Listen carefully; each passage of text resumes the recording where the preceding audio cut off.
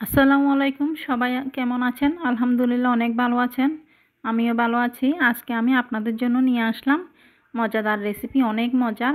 তো পাকা কলা নিয়ে আমি আজকে কলার বড়া বানাবো। আমি 4টে কলা নিয়েছি। কলাগুলো আমি উপরের স্কিনটা ফেলে দিয়েছি। তো এখানে দিয়েছি স্বাদ মতো চিনি। এখন দিয়ে দিচ্ছি স্বাদ মতো লবণ। উপকরণগুলো দিয়ে আমি একটা কাঁটা চামচের সাহায্যে আমি মাখিয়ে নিব। কলাগুলো আমি ম্যাশ করে নিব। অনেক মজাদার একটি রেসিপি, তাই বিকেলের নাস্তায় ঝটপট বাচ্চাদের বানিয়ে অনেক খুশি করতে পারবেন। আমি কলাগুলো ম্যাশ করে নিলাম। এখন আমি এখানে দিয়ে দিব 1 কাপ ময়দা। ময়দা দিয়ে আমি এখন দিয়ে দিচ্ছি 3 চামচ গরুর দুধ। আপনারা চাইলে পাউডার দুধও অ্যাড করতে পারবেন। আবার আমি কাঁটা চামচ দিয়ে উপকরণগুলো মিশিয়ে নিচ্ছি। আস্তে আস্তে আমি মিশ্রণটা মিশিয়ে নিচ্ছি।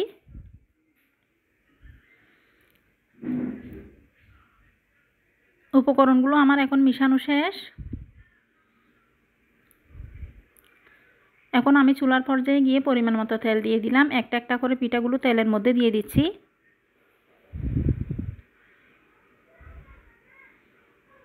এখন আমি অন্য পাশ দিয়ে উল্টিয়ে দিচ্ছি।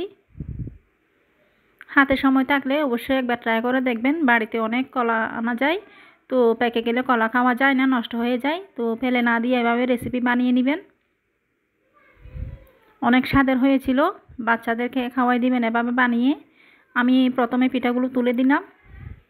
এখন আমি বাকি পিঠাগুলো দিয়ে দিব। আমি একটা প্লেটে নিয়ে নিলাম। এখন আমি বাকি পিঠাগুলোও দিয়ে দিচ্ছি। তো চুলার আঁচটা একদম কমিয়ে দিয়ে ভেজে নিতে হবে, নাইলে পুড়ে যাবে, ভিতরে কাঁচা থেকে যাবে। আমি অনেকক্ষণ সময় নিয়ে পিঠাগুলো আবার ভেজে নিয়েছি। আপনারা চাইলে আরও বেশি পরিমাণও তেল দিতে পারবেন। আমি অল্প তেলে ভেজে নিলাম। আমার এই পিঠাগুলোও বানা শেষ। আমি এদিক সেদিক নাড়িয়ে চাড়িয়ে এগুলো এখন তুলে নিব।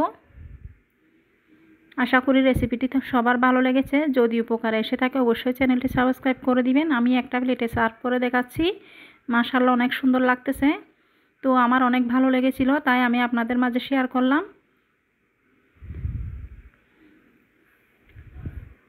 আমার চ্যানেলে যারা নতুন, প্লিজ আমার চ্যানেলটি সাবস্ক্রাইব করবেন, আমাকে সাপোর্ট করবেন, আর পাশে থাকা বেল আইকনটি বাজিয়ে দিবেন। আমার নিত্য নতুন ভিডিও পেতে চাইলে অবশ্যই চ্যানেলটি সাপোর্ট করবেন। তো সবাই সুস্থ থাকবেন, নিরাপদে থাকবেন। ইনশাআল্লাহ বেঁচে থাকলে নতুন ভিডিও নিয়ে দেখা হবে।